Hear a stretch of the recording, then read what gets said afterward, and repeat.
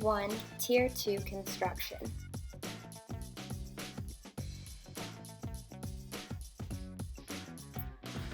Today we're going back to our Google Doc to construct our second tier of our first thread to our research paper. So far, you've constructed the introduction paragraph, and you worked on constructing your first thread, Tier 1, question, research answer, and thoughts on findings. In the first paragraph from yesterday, you stated what your first question was and why you started with that question. In the second piece, you talked about what you learned in your own words, and then you imported your researched answer as an MLA quotation. And finally, you reflected on what you learned. Today, you'll be going through the same process for your second tier for that first thread.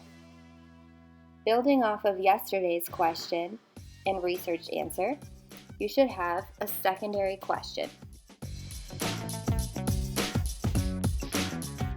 This question, you can use the same sentence starter that I did in order to describe it.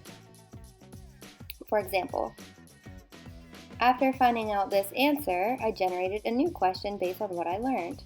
My next question was as follows. Again, this should be stemming off of directly what you learned in your research answer from your last tier.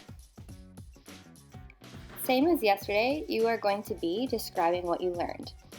In this section, you are going to use your own words to describe what you've learned, and then you're going to pull your MLA quote. For your quotation, you don't need to spend a whole lot of time finding it because you already have it detailed out in your Simple mind map.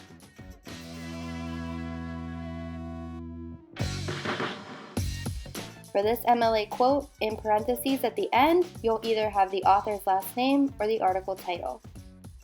And the last piece is thoughts on findings, where you will reflect on what you've learned. Keep in mind your Works Cited page should be at the end still. At the end of today, your paragraph should follow these specific pieces from your Simple mind map, following one complete thread.